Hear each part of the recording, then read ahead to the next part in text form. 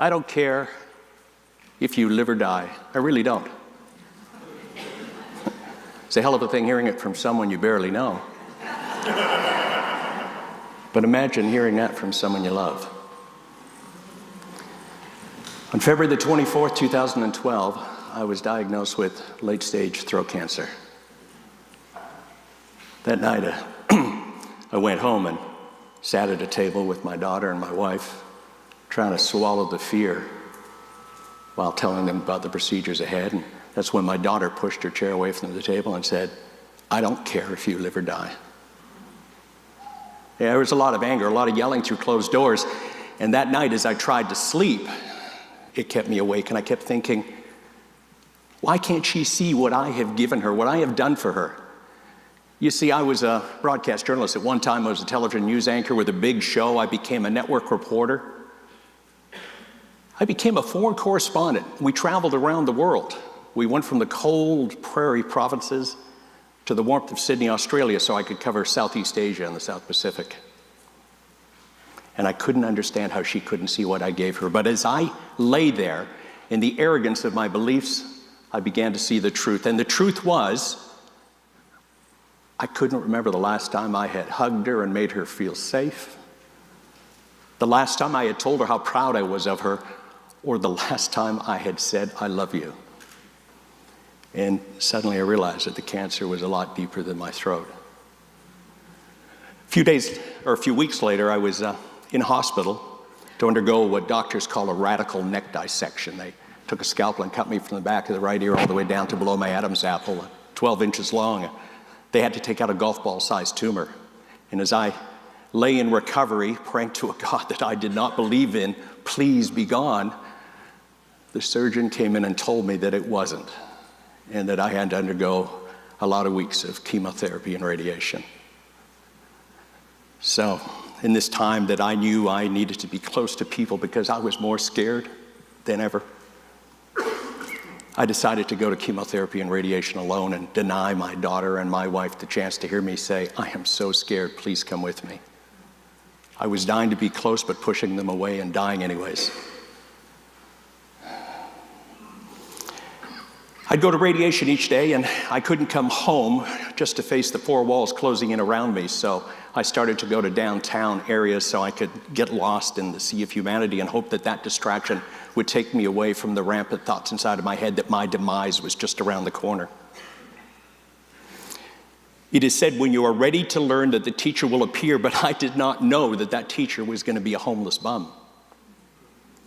Remember the first day I saw him, there he was, scruffy, sitting on a piece of cardboard on a busy intersection corner with his little dog sitting by him and a big sign that said, "Help." And when I first saw him, the first thing I thought was, how dare you? You should be out with a job. How dare you? You're not more of a victim than me. Look at me, I've got cancer, I could die. I've been with little kids in chemo. They're victims, not you. Over the next few days, I observed him as I would walk back and forth trying to get lost. And I never saw him reach out and actually overtly beg to anyone or be overly aggressive. He just seemed kind, offering hellos and greetings to people. One day I'm walking back down the road and I'm heading for home, and I knew I was on the same side of the road as him, and normally I would cross to the other side so I didn't have to confront him, or I guess maybe confront my prejudice. But today I said, no, forget it, I'm going to go right by him. And as I started to walk by him, that little dog stood up, came and stood in front of me, and then sat down and looked at me with a friendly face. I reached down and I patted it, and I turned to him without thinking. I opened up and was friendly, and I said, "What's his name?" He laughed at me and said, "Well, he's a she, and her name's Molly. And she doesn't normally stop people unless they need something. What do you need?" Yeah, I wish I was that kind of my thoughts as you are right now. It's the first thing I thought, nice scam. Yeah, pull on the heartstrings, make me feel. Instead, I said to him, "She must have known I needed a friendly dog to pet today." And I walked away. And I was confused. I was confused about a lot of stuff. The next day after radiation, I knew I wanted to go back and either make amends or do something or figure something out. And I wanted to give him something, but I wasn't about to give him money because we all know what it's like when you give a beggar money. They're going to spend it on drugs or alcohol. I stopped and picked up a sandwich and a coffee, some little biscuits for Molly. And as I got close, he waved me over and he said, "Come back to see Molly, I see." And I was about to hand him the food and stuff, but he stuck out his hand to shake mine. And as he did, he started a conversation with me as if we had been mates for a long time. I sat with him and offered up the sandwich, and he said, "I'm not going to have this unless we share." The Spanish poet Saavedra once wrote, "There are no sorrows when we break bread." And there weren't any sorrows that day.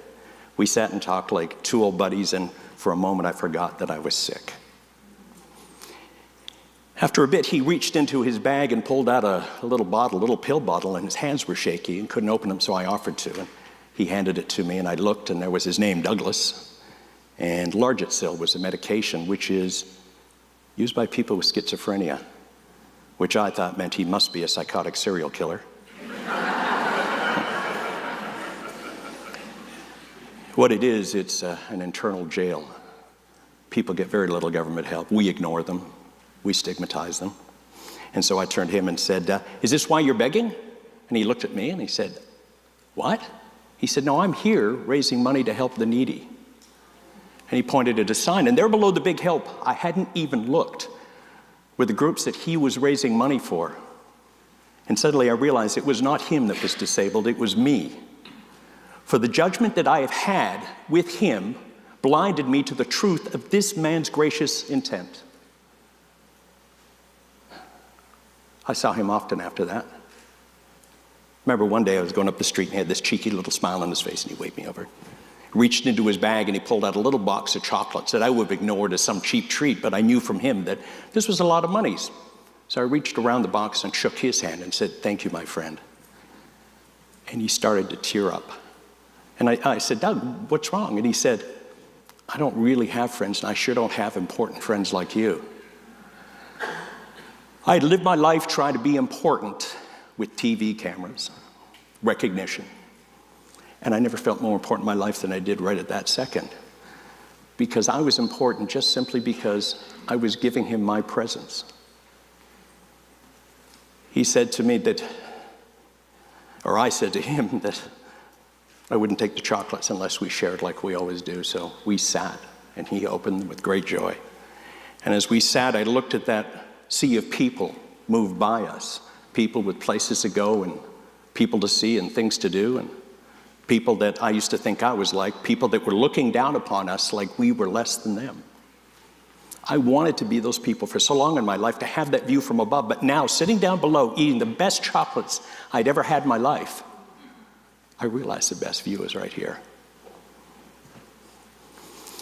Sydney, Australia does get a little cool in the winter, and it was a winter day as I was walking through town, and I had a jacket on, and as I came upon Doug, he put a milk crate upside down, and I sat on it. Molly came up and put her paws on my knee, so I picked her up and pulled her into me and opened my jacket, and for the first time exposed this long scar which was on my neck. And Doug said, "What's that?" And I started to explain about the cancer. He said, "I know you're going to be okay." And I said, "Yeah, well, I kind of feel I am. I'm going through radiation and treatment." And he grabbed my arm, and I turned to him, and he said, "No, you're going to be okay. You have a lot more to do." I have never in my life been stumped for words, but I was that day. So I did what we men do when we are emotional and scared we're going to cry in public. I sniffled, turned my head, and tried to swallow the tears. He was kind, he did the same. And we sat there sniffling back and forth, but I think sometimes the best things are said when we don't exchange words, we just exchange space. Eventually I had to get up and leave, and I didn't want to say goodbye, so I said, "I'll see you later," and he just waved, smiled. Molly got up and barked for the first time. I walked down that street that day, and my eyes were pouring out tears. Not because I was fearful or angry, it's because I was happy, because for the first time in my life, or the first time since cancer, I knew I was going to live. And the first time in my life, I felt I had a real purpose. The next day, I had chemotherapy, and well, chemotherapy has a way of wiping all positivity out of you. You're slowly fed vile poison that drips into your body. To make things worse that day, there was a little girl sitting across from me with a nurse by her. She was combing the hair on the mane of a toy horse, and she had a scarf on to cover her bald head. Her skin was gray, and she had a look of defeat. God, I didn't want to look at her. Didn't want to look away either. Then suddenly, madness as I closed my eyes, and I remembered back to when I was just a young boy that age, and my best friend Rob Austin, who was a class clown, used to make faces. So I turned to her and I went, that's more of a reaction than I got from her. You know what little kids can look like if they're not quite sure and think there's something really strange about you? Well, that's the look she gave me. The logical thing would have been to turn away and pretend it didn't happen, but that would take somebody who's smart. And nowhere in this talk have I said I'm smart. So I did it again. This time I saw her stomach start to roll a bit, then it came up through her chest, and I was wondering, was she going to be ill and vomit? But she started to laugh. And the laughter of a young child is contagious, and I broke out in laughter. The nurse started to laugh. Nurses started to come in from all the other rooms, and they started to laugh. And I knew I had to see Doug. I had to tell him, you're right, I do have a lot more to do. The next day, I went back downtown. And there he was, gone. He wasn't there. I didn't think much. I was hoping just an anomaly. So I went back day after day. I went back for weeks, and he wasn't there. I started asking storekeepers, had they seen him, and most would say, we know what bums are like, they just moved to better spots. I'd phone agencies, and they said they couldn't say anything because of privacy laws. And at night, the time I had reserved to think in my own head the fears about my own demise, I started thinking about him and wondering, had he been mugged, had he been hospitalized, had he been institutionalized? And I started thinking about Molly, and she'd been put in a shelter. And was she about to be put down? I wanted to tell you about Doug and give you whole sorts of great metaphors on what it really meant to me and how it was going to be part of a big transition in my life. And I wanted to tell you how great that he had made me. And then I realized that day I hadn't been prepared to tell Doug the whole story. You see, in chemo that day, we had to turn our chairs away from each other because every time we looked at each other, we were laughing.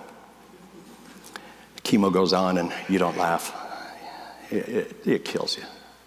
And chemo made me emotional, and I got teared up and I felt lousy, but I knew that I couldn't leave that day because I knew I was leaving before her, before I said something to her that was going to be so important that it would rescue her.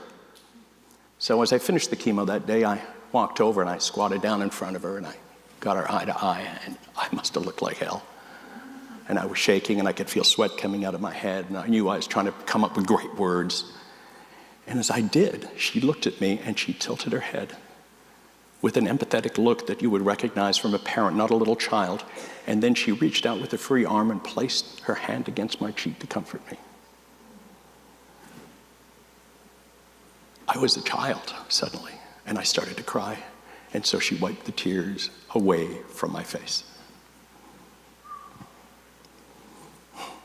It was the hardest thing walking out of there that day. And as I look back, she was just there combing the pony again. A couple of weeks later, I was in chemo and I saw her nurse, so I mouthed, have you seen her? How is she? The nurse came and told me that she had passed away. God took the wrong one that day.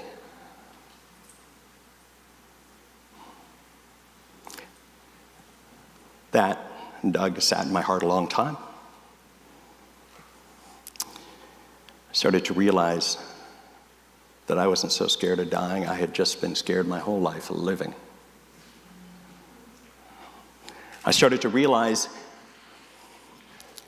that we can all die in just 1 minute, but we can all live 1,000,000 amazing moments, filled with passion, filled with pain, filled with love, angst, anger, anything we want. And that I had lived half a century avoiding any negative emotion and trying to insulate myself against the poor, the needy, the desperate. I tried to surround myself with rich, famous, powerful people, thinking if I got to be with them, then I could live in this sort of benign happiness. And if I felt any guilt about the homeless, that I could wait until I made more than I needed to give them some of what I had. But here in my most desperate moment, two people I had spent a lifetime avoiding, a homeless man and a little kid, who I thought had so little to give, gave me so much.